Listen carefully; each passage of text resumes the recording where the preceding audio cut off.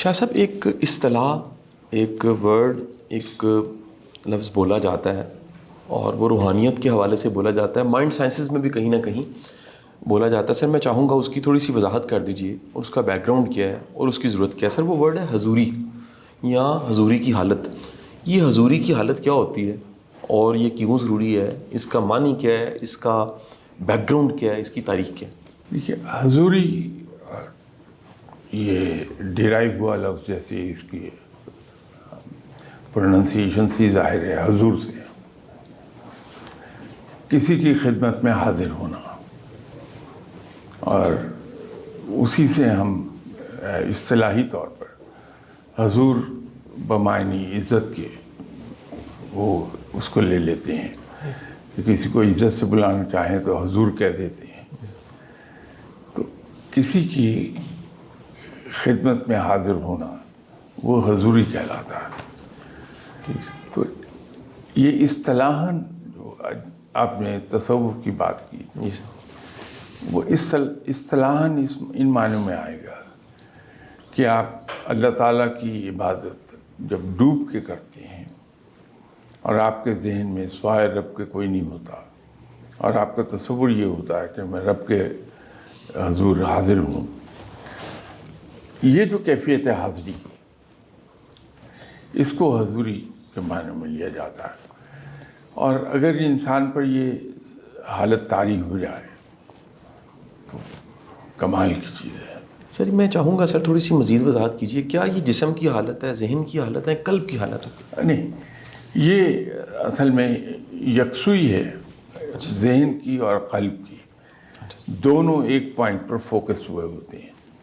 میں نے شاید آپ ہی کے کسی پروگرام میں ایک بات عرض کی تھی کہ بچپن میں ہمیں کھیل کھیلتے تھے، جب ہم کلاس 5 میں 6 میں پڑھتے تھے، کانویکس لینس لے کے، اور اسی نسبت سے اس زمانے میں جب ہم کلاس 5 6 میں پڑھتے تھے، اس نسبت سے اس کو آتشی شیشہ کہتے تھے، کانویکس لینس کو۔ تو آپ اگر کاغذ کے اوپر اسے اس طرح سے فوکس کریں کہ اس کی شعاعیں ایک نقطے میں تبدیل ہو جائیں کاغذ کے اوپر، تو وہ کوئی آدھے منٹ کے اندر اندر جل اٹھے گا کاغذ۔ اور اگر کالا کاغذ ہے تو وہ شاید 5 سیکنڈ کے بعد ہی جل اٹھتا ہے۔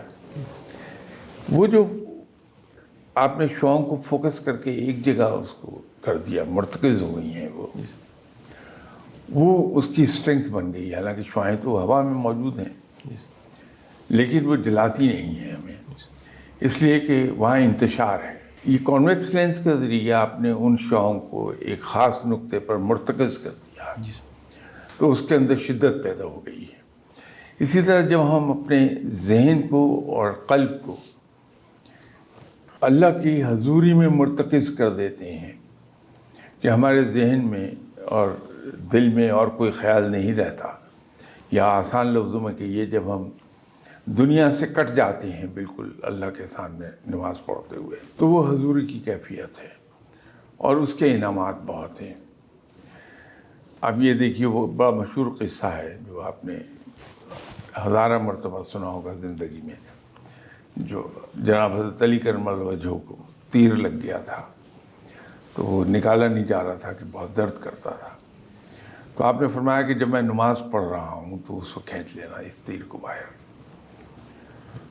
تو نماز کی حالت میں اس تیر کو کھینچ لیا گیا، جو بصورت دیگر کھینچا نہیں جا رہا تھا کہ درد بہت کرتا تھا۔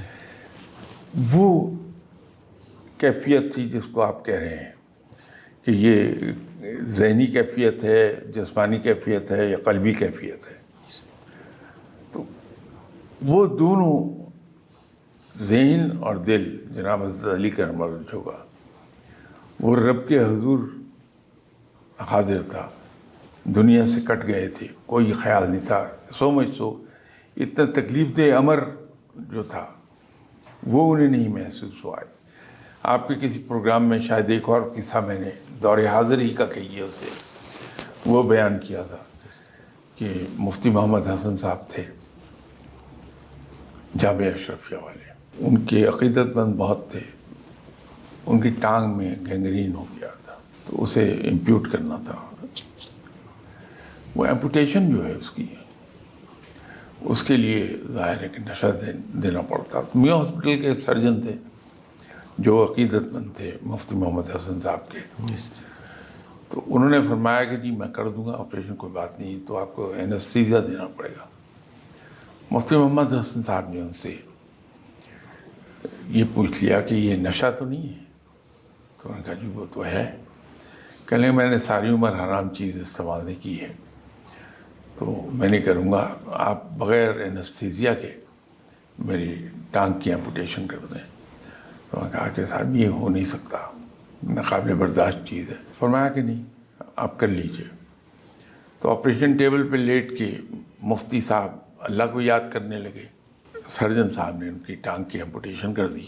جب وہ کافی دیر ہو گئی تو مفتی صاحب فرمانے لگے کہ اب آپ کر ڈالیے کہ بہت دیر ہو گئی. میں نے کہا جی وہ تو کٹ بھی گئی ٹانگ، میں تو فائنل ڈریسنگ کر رہا ہوں آپ کی. یہ ہے کہ جب انسان ڈوب جائے عبادت میں تو قلب اور ذہنی طور پہ وہ فوکس ہوتا ہے صرف اور صرف اللہ کے حضوری کے لیے. دنیا سے کٹا ہوتا ہے اتنا کہ اس کو درد بھی نہیں محسوس ہوتا ٹانگ کٹ جانے کا. تو یہ خالصتاً ذہنی اور قلبی کیفیت ہے. اچھا سر، ایک جو آج کا بڑا چیلنج ہے سر، اور اس چیلنج کو سر 1400 سال پہلے بے شمار احادیث میں، قرآن پاک میں اس چیلنج کو مینشن کیا گیا، وہ تعصب ہے سر. اب سر یہ تعصب ذات کی بنیاد پہ، برادری کی بنیاد پہ، زبان کی بنیاد پہ، عمر کی بنیاد پہ، علاقے کی بنیاد پہ پاکستان شدید پولرائزڈ ہو چکا ہے سر. اچھا سر، اب حدیث کے الفاظ میں تو یہاں تک سر اللہ کے رسول صلی اللہ علیہ وسلم نے فرمایا کہ جو تعصب کی وجہ سے مارا گیا وہ ہم میں سے نہیں.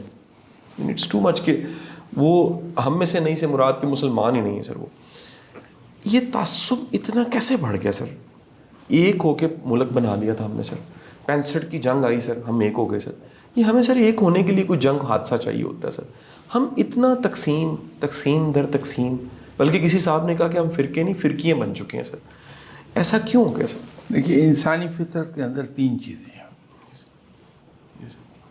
ایک فطرت ہے جو رب نے رکھی ہے انسان کی، ایک جبلت ہے انسان میں، تیسری چیز ہے عادت. جی سر. اب فطرت تو رب تعالیٰ نے انسان کے اندر رکھ دی، جبلت بھی انسان کی شخصیت کا حصہ ہے، اور عادت آدمی اپنے انوائرمنٹ سے سیکھتا ہے. فطرت بدل نہیں سکتی، جبلت کو انسان ٹیم کر لیتا ہے تھرو ٹریننگ. آپ دیکھیے جو لوگ جن کا سیلف کنٹرول بہت ہے، تو اگر وہ بہت محو ہیں کسی کام کے کرنے میں، ان کے قریب اچانک جا کے اونچی آواز میں کریں آپ، تو عام آدمی ایک دم ایسے ہو جائے گا، ڈرے گا. لیکن وہ بڑے اطمینان سے منہ موڑ کے دیکھتا ہے. اس نے اپنی اس جبلت پہ قابو پا لیا ہے تھرو ٹریننگ. تو جبلت کو آپ ٹیم کر سکتے ہیں، عادت ترک کی جا سکتی ہے. یہ تعصب جو ہے بہت سی چیزوں ہمارے خمیر کا حصہ ہیں. یہ ساری چیزیں ان کو ملا کے گوند کے ہماری فطرت بنائی گئی ہے. اس میں غصہ بھی ہے، تعصب بھی ہے، رشک بھی ہے، حسد بھی ہے. یہ ایسی تمام چیزیں یہ ہماری فطرت کا حصہ ہے. نیگیٹو پازیٹیو دونوں طرح کی چیزیں ہماری فطرت کا حصہ ہیں. ہوتا یہ ہے کہ تھرو ٹریننگ اور ایک کانشیس ایفرٹ کے ذریعے، جیسے آپ موٹیویشنل اسپیکر ہیں، موٹیویشن کے لیے لوگوں کو مختلف لیکچر دیتے ہیں، ایکسرسائزز کراتے ہیں، اسی طرح جو ہماری تربیت ہوتی پرورش کے وقت، وہ ہماری نیگیٹو چیزوں کو سپریس کر لے گی اور پازیٹیو چیزوں کو اجاگر کر دے گی. لیکن اگر فار سم ریزن وہ تربیت ختم ہو جائے، ہماری زندگی سے نکل جائے، تو ہوگا یہ کہ ایک جنریشن میں وہ چیز ابھر کے اوپر آ جائے گی، اس سے اگلی جنریشن میں اور زیادہ آ جائے گی، اس سے اگلی جنریشن میں بہت زیادہ ہو جائے گی. ہمارے یہاں تربیت کا عنصر ختم ہو گیا. وہ جو گھروں میں ماں باپ تربیت کرتے تھے، بات بات پہ بچوں کو اس کی توجہ دلاتے تھے، کہ نہیں یہ غلط طرف جا رہے ہیں آپ، وہ ختم ہو گئی ہے. ہمارے پاس وقت نہیں ہے. ہماری اپنی مصروفیات، ماں باپ کی اپنی سے مراد ماں باپ کی مصروفیات اتنی زیادہ ہو گئی ہیں، اور جو وقت بچ رہتا ہے وہ ٹی وی کے اوپر خرچ ہو جاتا ہے. تو بچوں کو تربیت کیسے کی جائے گی؟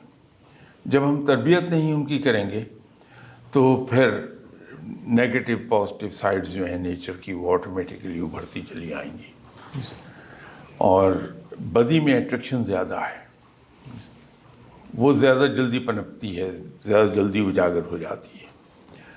تو معاملہ کچھ نہیں، انسان فطرتاً شروع سے اس کے اندر تعصب یہ موجود ہے، حسد بھی موجود ہے، غصہ بھی موجود ہے، لالچ بھی موجود ہے، لیکن وہ تربیت سے دبایا جاتا ہے. وہ تربیت ختم کر دی ہم نے، ہماری یہ سائڈ اجاگر ہو رہی. اس کو ہمیں اسکول میں تھرو ایجوکیشنل انسٹیٹیوشنس، گھر، ان سب میں تربیت کرنی پڑے گی. سر ایک حدیث ہے سر، ابو داؤد اسے کوٹ کر رہے ہیں سر، اور یہ بڑی معروف حدیث ہے سر. واقعہ سر یہ ہے کہ اللہ کے رسول صلی اللہ علیہ وآلہ وسلم ایک سر آپ نے کوئی دعوت تھی سر. اس دعوت میں سر کیونکہ لوگ زیادہ تھے سر، تو سب سے پہلے آپ خود ہی سمٹ کے بیٹھ گئے. تو ایک عربی بدو نے کہا کہ یہ بھی کوئی بیٹھنے کا انداز ہے. تو سرکار دو عالم صلی اللہ علیہ وسلم نے فرمایا کہ میں صاحب اخلاق ہوں، لہٰذا مجھے ایسے ہی بیٹھنا تھا. یعنی سب کے لیے جگہ بن گئی سر. سر یہ صاحب اخلاق ہونا اور آپ کا نام نامی جو صاحب اخلاق ہے کلمے میں شامل ہونا، اس معاشرے میں سر ہر کوئی آپ کے نام پہ مر بٹنے کو تیار ہے سر.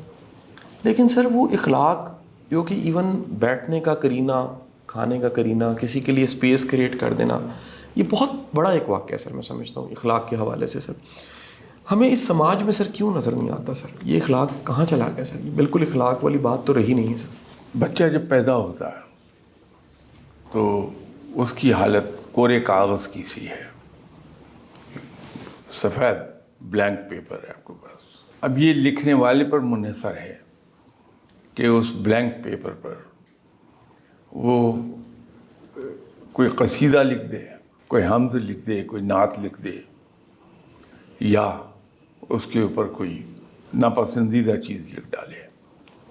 کاغذ پہ لکھا جائے گا، پھر اسی کاغذ کے اوپر انک ریموور لگانے کے بعد دوبارہ لکھنے کی کوشش کریں، یقیناً لکھا تو جائے گا، لیکن جو پہلے کی لکھی ہوئی تحریر ہے اس کا ہلکا ہلکا عکس ضرور آپ کو دکھائی دیتا رہے گا. جب بچہ پیدا ہوا ہے ہم نے اسے جو کچھ سکھایا ہے، مسلمان کو تو یہ بہت بڑا ایک بینیفٹ موجود ہے کہ مسلمان کو کہیں اور نہیں جانا ہے.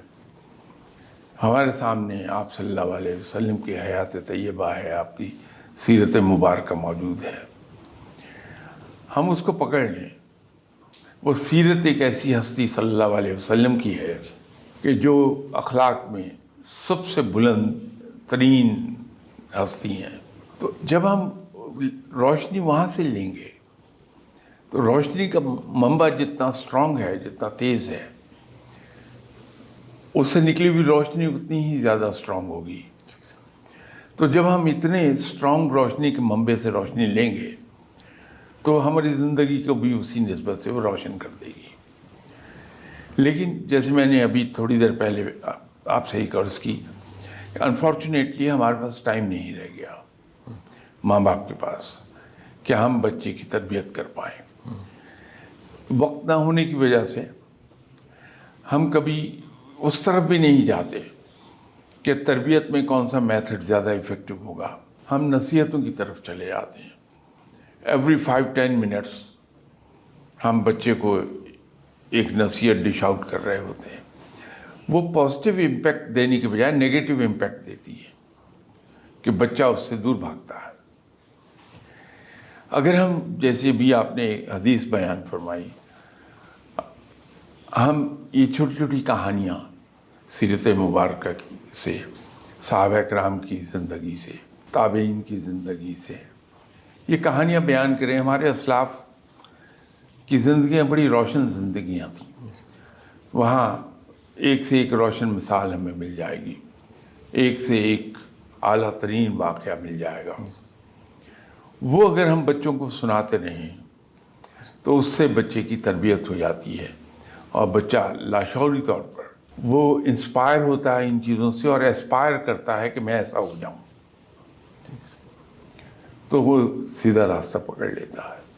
اسی طرح ہمارا جو ایجوکیشنل سسٹم ہے وہ بد نصیبی سے ایک ہی چیز کے لیے اورینٹیڈ ہے، وہ ہے جاب اورینٹیڈ ہے وہ ہمارا سسٹم۔ ہم سب کے ذہنوں میں یہ ہوتا ہے کہ ایک اعلیٰ ڈگری ہم حاصل کر لیں تاکہ ہمیں جاب مل جائے۔ وہاں آدمی کو انسان بنانا مطلوب نہیں ہے، وہاں جاب لینا مطلوب ہے۔ تو ہمیں اس ایجوکیشنل سسٹم کو چینج کر کے اس طرف لے جانا پڑے گا جہاں آدمی کو انسان بنایا جائے، اور جو انسان ہوگا وہ صاحب اخلاق ہوگا۔ سر ایک بڑا سادہ سا سوال سر یہ ہے سر کہ کسی چیز کو ہم حاصل کرنا چاہتے ہیں سر، بڑی تگ و دو کرتے ہیں سر، بڑی ایفرٹ کرتے ہیں، دل جان روح سب لگا دیتے ہیں سر، اس کے بعد سر اسے اچیو کرتے ہیں سر۔ یہ سر یہ اچیومنٹ کو مٹیریل بھی ہو سکتی ہے سر، پوزیشن ہو سکتی، اختیار ہو سکتا، ایون سر شادی کچھ لوگ کرنا چاہ رہے ہیں، کہیں کسی بھی طرح کی سر کوئی اچیومنٹ ہے سر، اچیومنٹ کے بعد جب وہ حاصل ہو جاتی ہے انسان کے اندر اس کے لیے کوئی پھر موٹیویشن نہیں رہتی سر۔ ایسا کیوں ہے سر؟ یعنی حاصل کے بعد چیزوں کا اچیومنٹ کا بے معنی ہونا، کیا یہ فطرتی ہے اور کیا ایسا نہیں ہونا چاہیے؟ کیا ایسا ہونا چاہیے؟ کیا یہ ناشکرا پن ہے؟ اسے سر ایلیبوریٹ کر دیجیے پلیز۔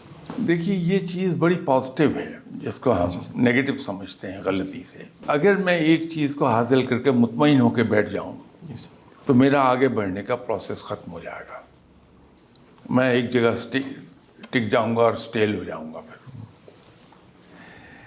لیکن اگر میں یہ کہوں کہ یہ میں نے اچیو کر لیا اور وہ اس اچیومنٹ کو میں بہت بڑا نہ سمجھوں، میری نظر میں وہ اچیومنٹ چھوٹی ہو جائے حاصل ہونے کے بعد، تو میں اگلی کے لیے اس سے بہتر آبجیکٹیو کو حاصل کرنے میں لگ جاؤں گا۔ تو یہ انسان کو آگے بڑھنے میں مدد دیتی ہے یہ چیز۔ اب یہاں سوال یہ پیدا ہو جائے گا کہ اگر یہ ایسا ہے تو پھر قناعت کیا ہوئی؟ قناعت کا مطلب کچھ اور ہے۔ جب میں اس قصے میں پڑھتا ہوں کہ میں اور لوں اور لوں اور لوں اور اس پہ مطمئن نہیں ہوں جو میرے پاس ہے، تو قناعت کے منافی ہو جاتا ہے۔ لیکن اگر میں اس چیز کو حاصل کر کے مطمئن ہو جاؤں جی سر، اور یہ سمجھوں کہ یہ جو میں نے حاصل کر لیا یہ کافی تو نہیں ہے لیکن اچھا ہے کہ میں نے حاصل کر لیا، میں اس سے بہتر چیز کے لیے کوشش کروں، تو وہ چیز مجھے آگے سے آگے آگے سے آگے لیتی چلی جائے گی۔ تو یہ آگے بڑھنے کے لیے بڑا ضروری ہے کہ ہم نے حاصل کر لیا اس میں مطمئن ہو کے بیٹھ نہ جائیں۔ اللہ کا شکر ضرور ادا کریں کہ پروردگار نے ہمیں وہ عطا فرما دیا، لیکن اس سے بہتر کے لیے ہم آگے بڑھتے چلے جائیں۔ سر کچھ اذکار ہیں جو صبح کے ہیں سر، کچھ شام کے اذکار ہیں سر، کچھ کسی استاد سے مرشد سے دوست احباب پوچھ لیتے ہیں کہ ہمیں کیا پڑھنا چاہیے فجر سے پہلے، فجر کے بعد، سونے سے پہلے۔ اسی طرح سر مسنون دعائیں ہیں، سفر کی دعا ہے، شیشہ دیکھنے کی دعا ہے، ایک ایک قدم پہ سر اللہ کے رسول صلی اللہ علیہ وآلہ وسلم نے دعا فرمائی اور وہ دعائیں لوگوں نے یاد بھی کی ہوتی ہیں سر۔ سر عام طور پہ زبان پہ کیا ذکر جاری رہنا چاہیے عام طور پہ؟ یعنی کہہ لیجئے آٹو اگر کوئی چاہے، کیونکہ سر جو سر دین ہے سر، دین تو یہ کہتا ہے کہ آپ کروٹ بھی بدل رہے ہیں اللہ کو یاد کریں، یعنی اس کو پکاریں، آپ لمحہ بہ لمحہ اس کو پکاریں۔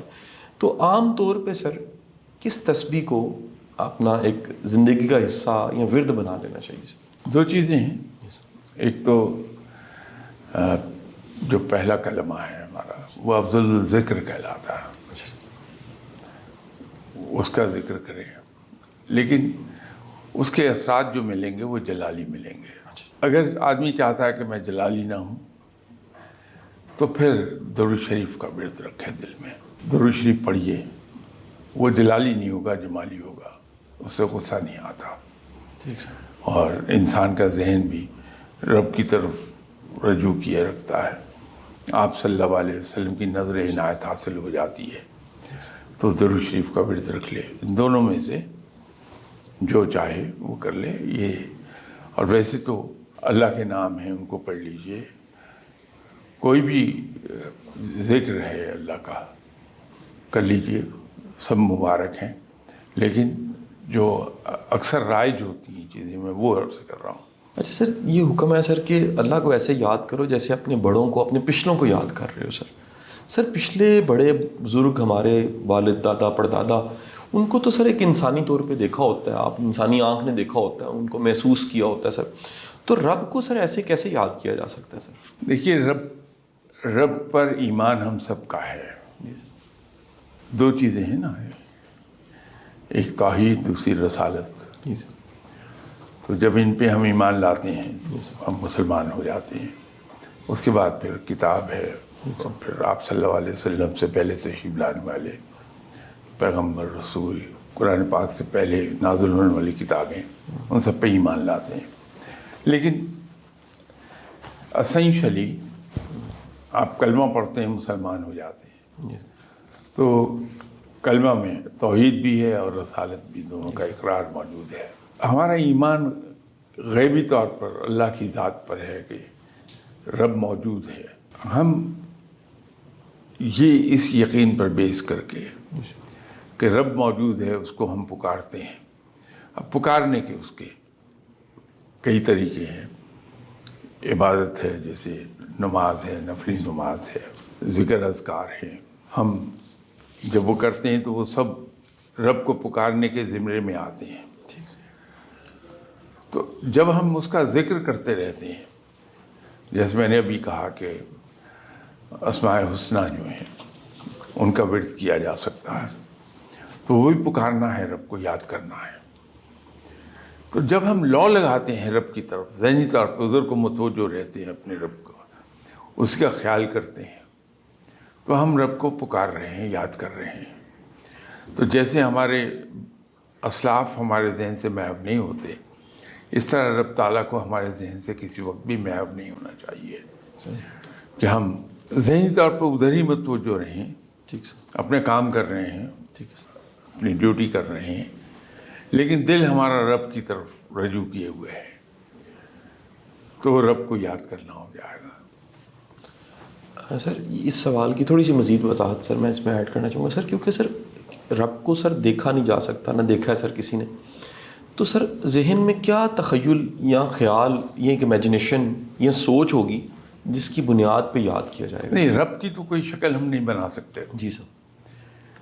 اس کی صفات کو ہم ٹھیک ہے سر. کر سکتے ہیں کہ میرے رب بڑا مہربان ہے. اب یہ میرے ذہن میں ایک بیٹھی ہوئی چیز ہے کہ میں جس کو پکار رہا ہوں بڑا مہربان ہے. میں اس کی شکل نہیں لا سکتا ذہن میں, اس لیے کہ اس کی شکل کوئی ہے نہیں.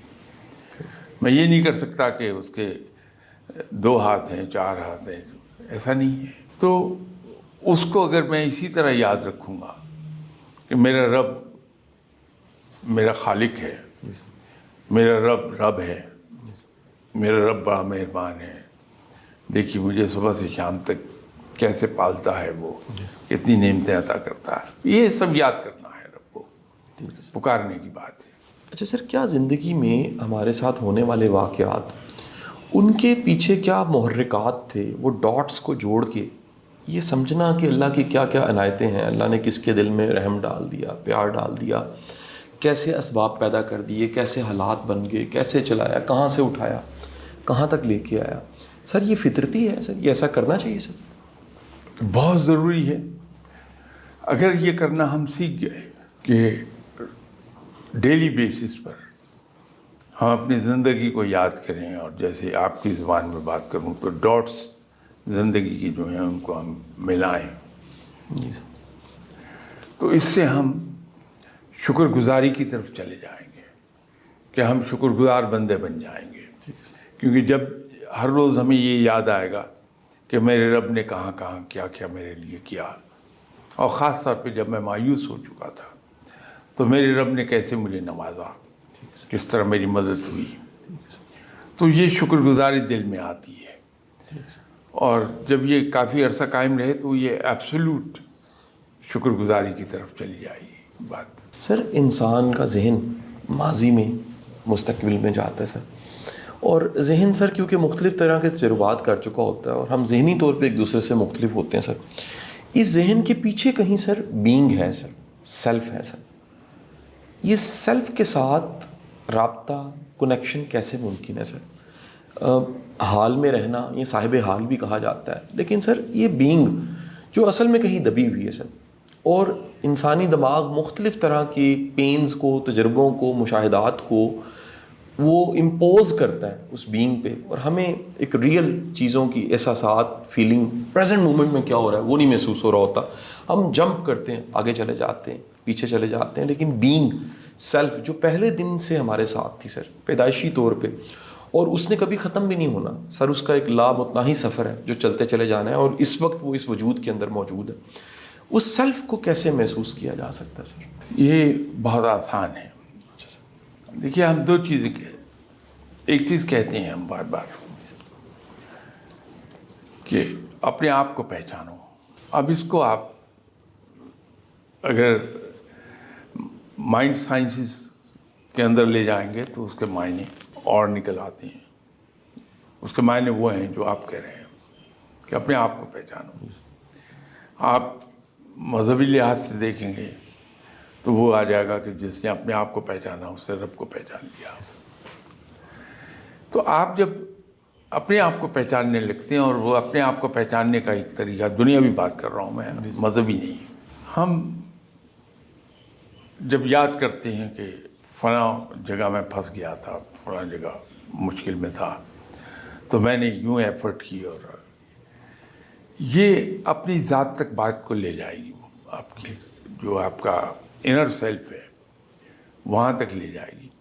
یہ آپ کو ایک اسٹرینتھ دے گی یہ چیز کہ میں لڑ سکتا ہوں.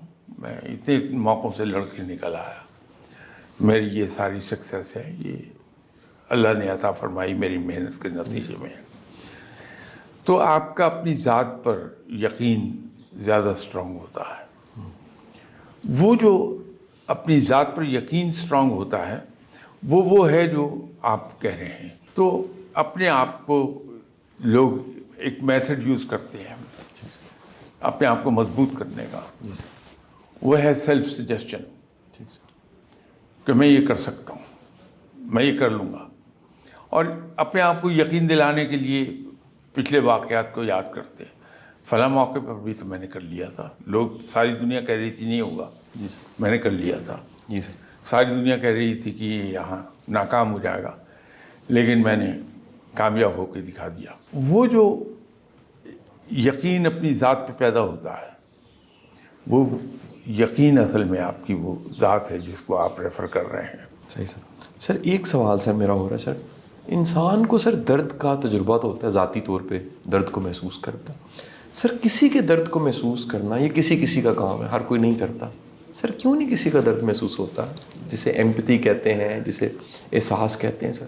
دیکھیے اس دوسرے کے درد کو سمجھنے کے لیے دو ریکوائرمنٹس ہیں، بلکہ وہ ایک ہی ہے تو دوسری اس کے نتیجے میں پیدا ہوتی. جو انسان کسی درد سے گزر رہا ہے، ایک صاحب کے والد کی ڈیتھ ہو گئی جب وہ بالکل چھوٹے تھے، بغیر والد کے، ان کے سنگل پیرنٹ کے طور پہ ان کی والدہ نے ان کی اپ برنگنگ کی ہے. باہر والد کے نہ ہونے کی وجہ سے اس بچے کو کیا دقتیں آئی ہیں، کیا تکالیف ہوئی ہیں. باوجود اس کے کہ اس کی والدہ نے پوری کوشش کی ہے کہ کمی محسوس نہ ہو.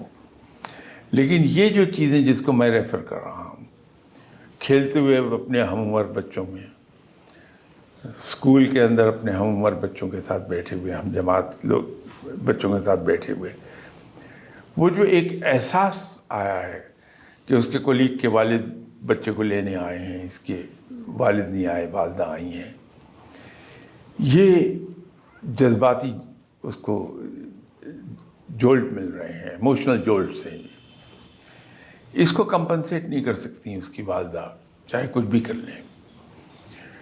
سیم گوز وہ بچہ جس کی والدہ دنیا میں نہیں رہی بچپن سے ہی، اس کے ساتھ بھی یہ ایموشنل جولٹ آئیں گے.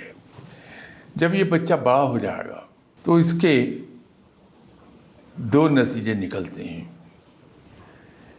ایک پازیٹیو اپروچ ہے کہ ایسے بچے کے دل میں جہاں کسی ایسے بچے کو دیکھے گا جس کے فادر نہیں ہے تو وہ ایک جذبہ ابھرے گا کہ میں اس کو والد کا پیار دے دوں.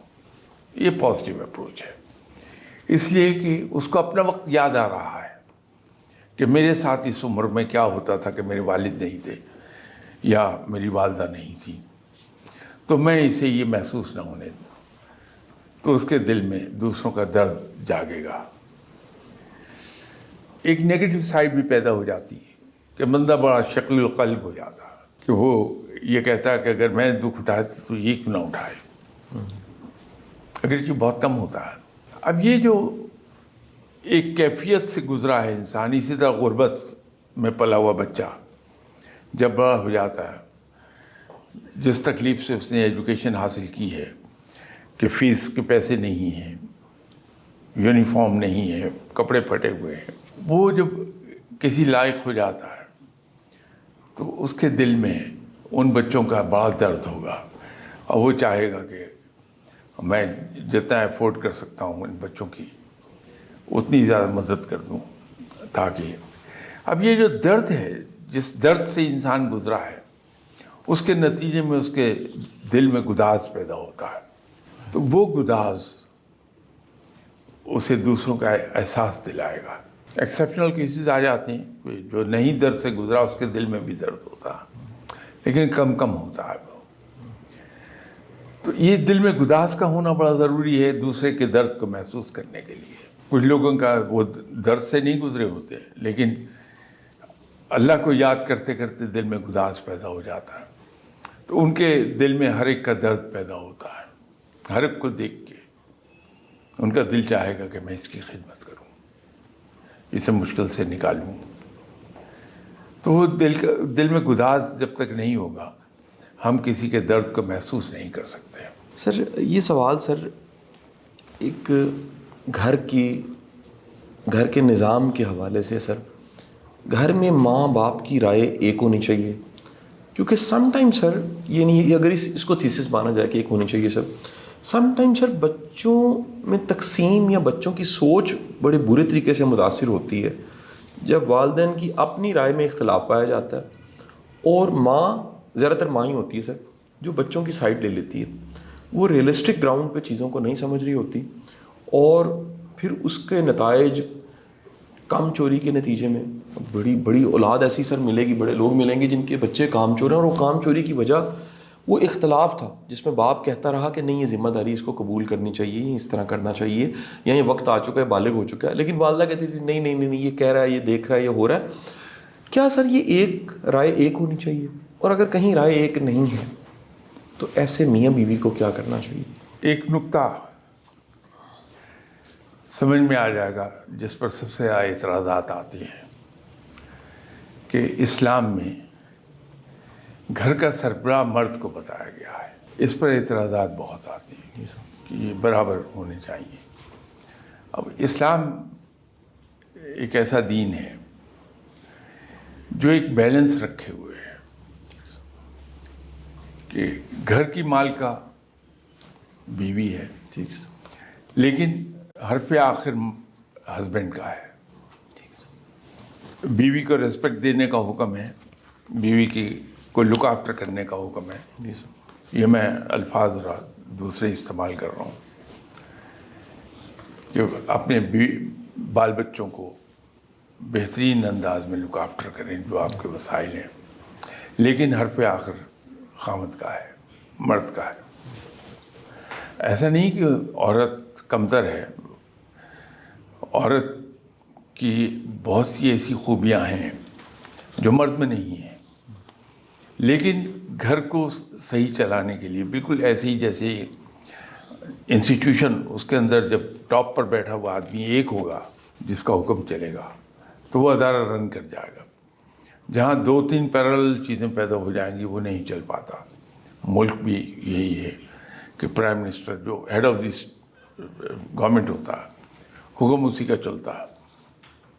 اگر head of the state, head of the government, ان کے دونوں کے حکم ایک سے چلنے لگ جائیں تو ملک نہیں چل پاتا، کلیشز آتے ہیں۔ گھر میں بھی یہی ہے، اور میں شاید اس سے تو آپ کے بہت زیادہ ایگری نہ کر سکوں کہ ہمیشہ یہ رویہ والدہ کی طرف سے ہی ہوتا ہے کہ باپ کہتا ہے کہ نہیں بچے تم کام کرو، اور وہ والدہ اس کو ڈیفینڈ کر رہی ہوتی ہیں۔ بعض اوقات ہم مرد بھی بچے کو لاڈ کے ذریعے برباد کر رہے ہوتے ہیں، ماں بیچاری چیختی رہتی کہ یہ برباد کر رہا ہو تم ایسے۔ تو قصور صرف عورت ہی کا نہیں ہے، مرد کا بھی ہوتا ہے وہاں۔ لیکن اگر ہم گھر میں ایک آدمی کو سربراہ بنائیں اور اس کا کہا ہوا لفظ جو ہے وہ حرف آخر ہو، تو یہ صورتحال نہیں ہوگی۔ ہونا یہ چاہیے کہ ہم دنیاوی قوانین، مینجمنٹ کے اصول اور دین کے قوانین ان کو فالو کر لیں، اور گھر کا سربراہ مرد ہو، حرف آخر اسی کی بات ہو، تو یہ ایسے معاملات نہیں ہوں گے کبھی۔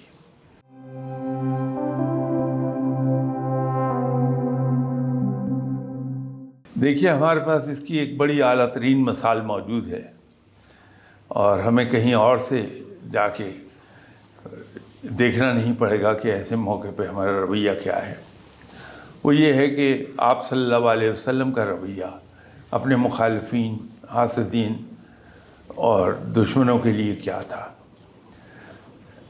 آپ صلی اللہ علیہ وسلم کی سن عیسوی کے حساب سے 63 سال عمر۔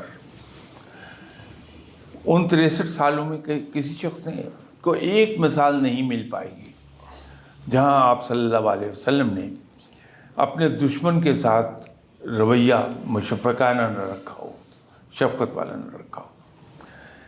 اگر ہمیں یہ یقین بھی ہو اور حتمی طور پر یہ پتہ ہو کہ یہ آدمی ہمارا مخالف ہے، دشمن ہے،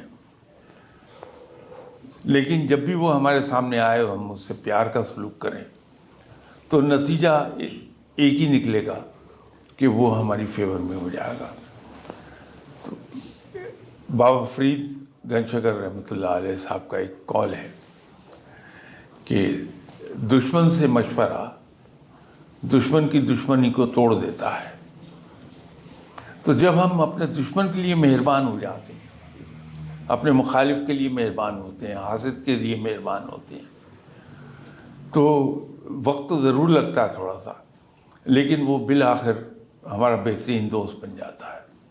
تو سب سے اعلیٰ ترین رویہ یہ ہے کہ اگر ہمیں پتہ بھی چل جائے، کنفرم ہو جائے، تو بھی ہنس کے اگنور کر دیں، اور ہمارا رویہ اس کے ساتھ دوستانہ ہی رہنا چاہیے، زبان پر گلہ شکوہ نہیں آنا چاہیے۔